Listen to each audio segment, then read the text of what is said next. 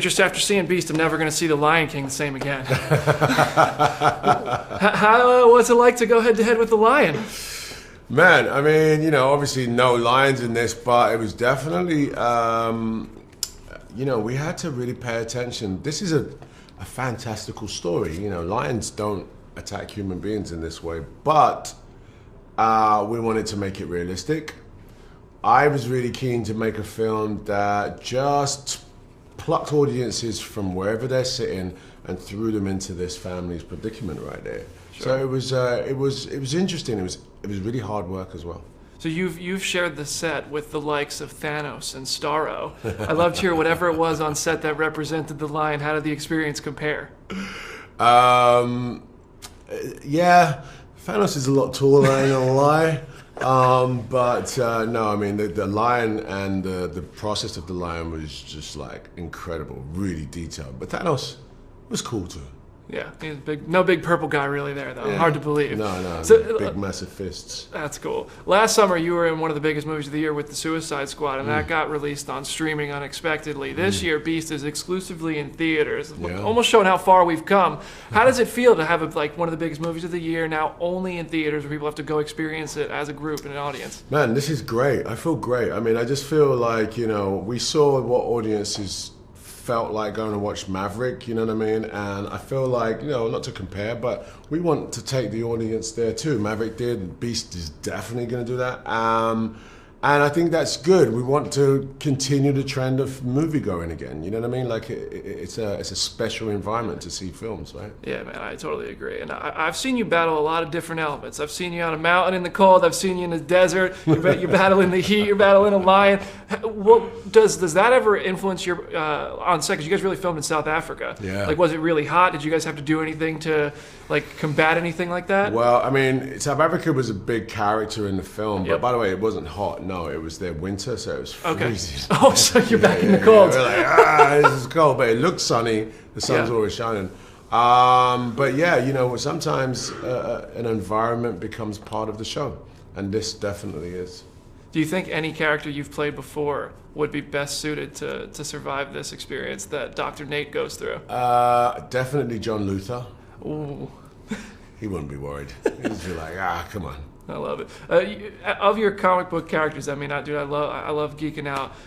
Do you have like, has it sent you down a nerdy hole where you've picked up any comic books in the Marvel or DC world? So you have any collectibles at home, or from any of your roles? Really, doesn't have to be the geeky stuff. No, actually, I'm not a collector myself, but I've met a bunch of collectors, and I remember this guy had this Bloodsport and Superman. You know, the first time you see them on the cover of this magazine together, and he was explaining to me the history about this particular particular comic, and I was blown. I was like, wow, I took a picture of it and everything. It was my character and Superman. But it was like this, you know, it was in a plastic box. It was proper. That's sick. Which character do you think we're most likely to see you play again before the other Heimdall? Or we just got Heimdall recently. Yes, you did. That post-credits, you think? I would like to say, but I don't want to spoil it, man. I think the anticipation should be good, but I'm definitely stepping back. Ooh, okay. Into the world. Sharlto, man, this movie made me see the big cats at the zoo a little bit differently. Well, I first want to ask you, because I know there were no actual lions on set, I don't think, but you do interact and you hug and battle different big cats in this movie. Okay. In Beast, what were you interacting with on the set to bring the lion to life around your character, Martin?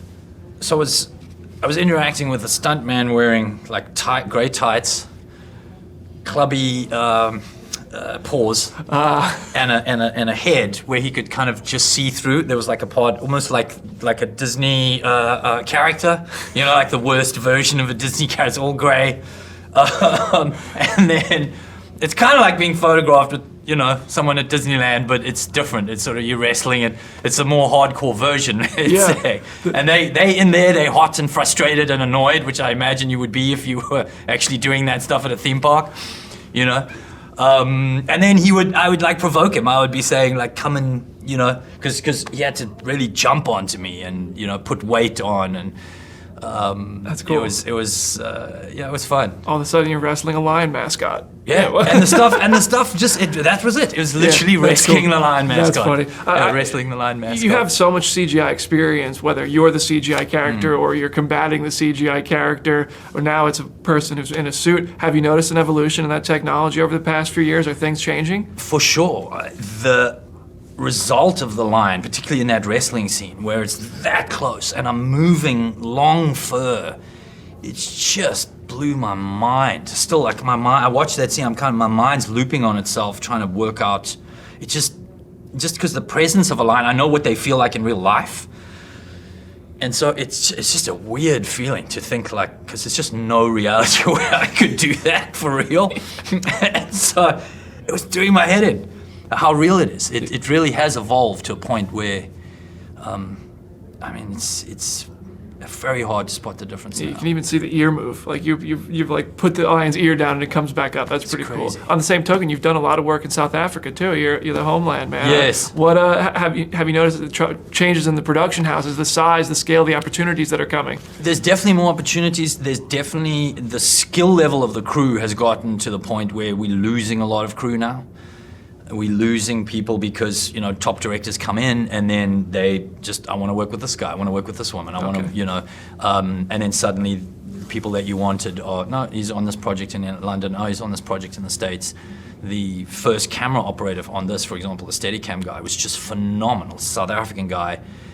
Working with him, Dale Rodkin was his name, and he was just unbelievable, like choreographing these scenes with Bolt.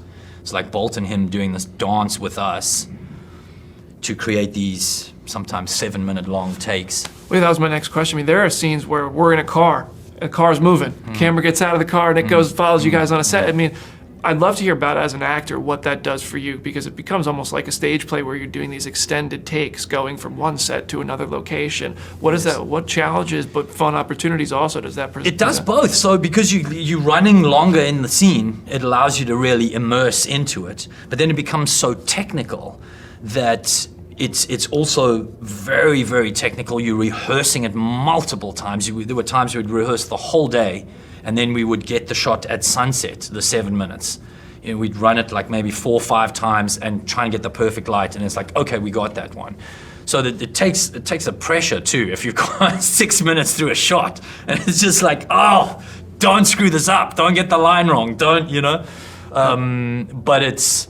And I'd never done that before. It was a really, really interesting experience and really challenging. And now, Idris just looked like it was like the easiest thing in the world for him. I was like, dude, this is not natural. Like, how are you making this look so simple? What a show off, man. Yeah. That's funny. Well, that's cool, man. It really immersed you as an audience member. Now, I want to ask you about one of my favorite movies you've done, which you've done a lot of work I've really appreciated, but I keep seeing Neil Blomkamp go back to saying he wants to extend the story from District 9 and keep that going. You guys ever talk about that anymore? We do. I mean, we came so close to doing it. So hopefully after his next movie, maybe we'll do it then. Baltzar, congratulations on Beast, man. This thing is a thrill ride. Oh, thanks, man. Thanks. You shot on location in South Africa. Idris told me it was winter. Talk to me about the elements you had to battle on top of creating the lion. Well, that being in Africa sounds like a dream, but at the same time, we were in the middle of the COVID, so there was a lot of challenge. We also shot 3 corners of it, which means like he was shooting in New York, and LA, and Texas, and like the distances are huge. It's 2/3 of US, Wow. Yeah. And so because I really wanted, I didn't just want any Africa. I wanted Africa in its full glory.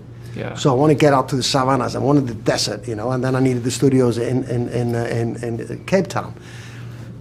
And also, I'm living my life too, I want to see Africa, But that was this kind of a challenge, and shooting it in the elements, and it was winter. It was cold, and the night shoots were colder than Iceland. I'm telling you. Wow. It's weirdly colder, but there were hyenas, eating our cables and no. Yeah, boomslangs. We had to get away from a boomslang, because he was blocking our entrance into the set. You had wild animals interfering on the set? There was a hyena, I'm not sure I'm allowed to say this, but it was a hyena that bit a cable What? and turned off the lights in the middle of the shoot. Oh no, I'm running away, and I'm probably getting eaten because I ran. But I want to compliment. You had the so many continuous shots. It almost makes the movie play out like a stage play because you're in it and the actors are committed and it immerses you. I love to hear about the choice to have so many shots that are continuous. They wrap around, they follow people, they go to different parts of the set, and it keeps us in it. How challenging was that? What did that provide for you as a filmmaker? First of all, it made me very excited. You know, Yeah. When I got this idea and I managed to convince the studio that this would be the way to also set it apart for a movie like that. Blockbusters aren't usually shot like that, and for me, like it's a huge challenge because you have to. There's no fat you can have on the shot. You need to get the shot perfect so you can keep it, and the pace has to be right. And that's one thing. But the real reason for it is to create this feeling like you're stuck there with the people. You're never cutting away. You're always there, and you're moving with them, and you're experiencing things as they are experiencing them. And you're also seeing things come at you. And I think it creates a very different atmosphere and hopefully adds to the stakes, which makes this more of a thrill ride. And then on another level, it's a really challenging and exciting thing as a filmmaker to do. And everyone is on their toes. But it also creates, I believe, for the actors, you're playing with like the young girl and the family elements, and all these things tend to kind of play, as you said, on a stage. They are more free. They can ad-lib, they can play, and inside those shots you have freedom, even though they have to be very choreographed really tightly. Well, the extra effort pays off. It's really cool. I'd love to hear, when you see a movie where there's an animal as a threat, the first movie that comes to mind is something like Jaws, where it's like, okay, the shark, and I also felt vibes that throughout the film. We see the line a little bit more, a little bit more, a little bit more. Did you find yourself finding inspiration from films like that or other survival movies that you've worked on or anything? Yes, but mostly, I mean, I don't know if you ever heard about this movie like Come and See by Emma Klimov. Like it's a war movie where you're just in it with the character. It's not like one is like I did, but you're so much in it, and it's visceral in that way. So now we are 2022, and you gotta find a way and a language to create this emotion. And I loved Jaws at the time, but Jaws will be different today. You know, Sure. that's why and I wanted to escalate and build up this tension of the lion, and then in the end. Because you can also get used to the creature, you know, and I didn't want you to, you know, it has to be unpredictable. Iyana, Leah, nice to meet you both. Congratulations on Beast. First of all, I've spent the day talking to your co-stars and crew members, and I heard there were like animal encounters for the crew, like a hyena eating a wire. That would be enough to send me packing. Did you have any interactions with wildlife on this set? Oh, did we? We saw baboons, horses. We would wake up in the morning and I would wake up in the morning and see horses outside of my door, monkeys, all types of different things that I'm not used to. That's awesome. It was really beautiful. We never had any contact with any of the animals that were just super all around the place. They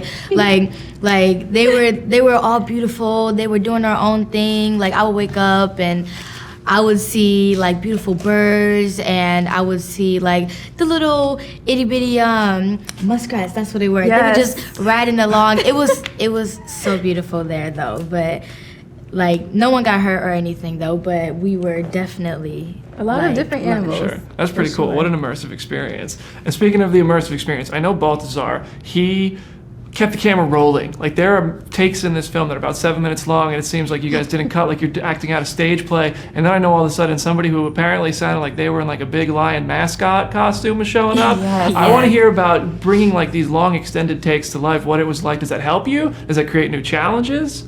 I think it definitely created new challenges, but in a good way, because I just feel you have to make sure you're extra focused. Because if one person messes up, then we have to start all over again. Because again, it's a long shot. So it was challenging, but in a good learning way, you know? That's cool. Yes. In this movie, in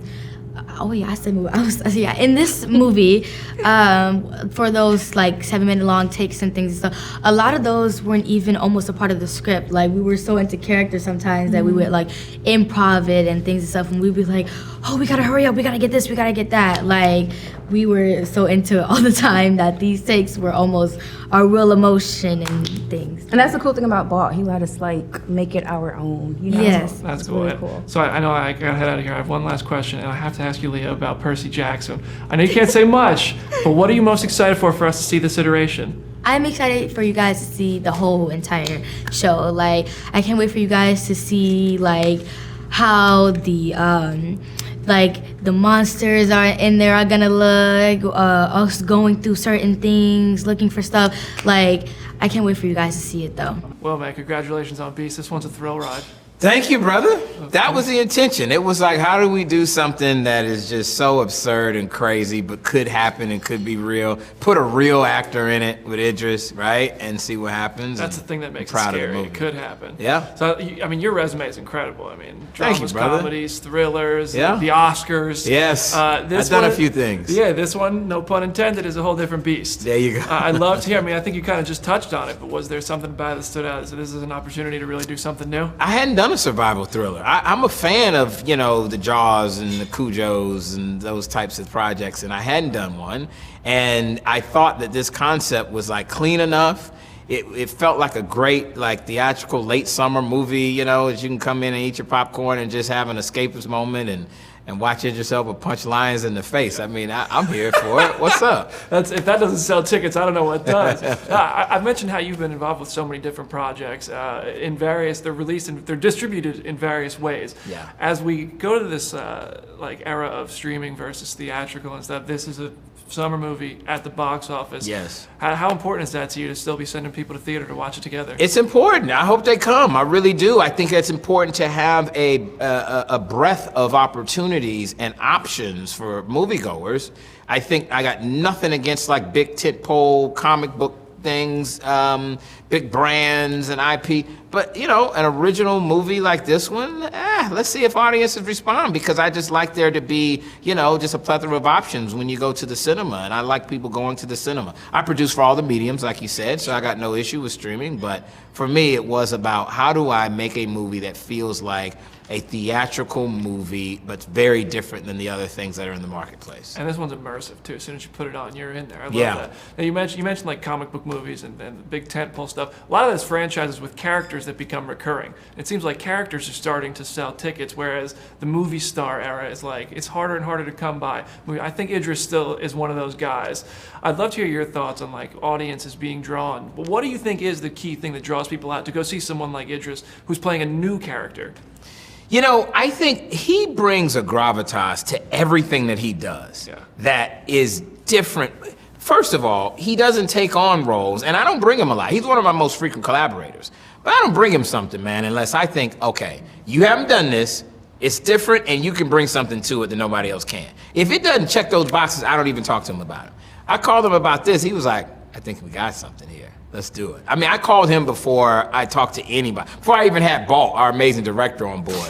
I was on with Idris, like, dude, I think we could do this, right? That's cool. So it was cool. I just think that him being a part of it, and he is a superhero, but he is one of the people that, you know, people will absolutely show up to say, I want to see Idris Elba insert thing here. You know what I mean? I want to see him battle this. I want to see him chase that, do that, punch a lion, whatever it is. Yeah. I'd love to geek out with you for a second. I'd love to hear. Idris has been Marvel, DC. He's been all over the place. Yes. Do you have guilty pleasures of geeky things that you watch or anything like that? I'm a sci-fi guy. Okay. I actually am, you know, so I like, you know, everything. I mean, I love the Marvel stuff, you know, I love Jordan Peele stuff. I mean, like back in the day, I loved a movie like Gremlins. Yes. Like stuff like that. Yeah. Like I'm into like that kind of a thing. I haven't done my sci-fi yet. I got to figure out what that's gonna be. That's good, man. Sci-fi is fun. What's like the number? Is it sci-fi that's the thing that gets you out opening night? You got to go buy a ticket and see it? You know what? For me, it's about, it's probably the characters, like you said,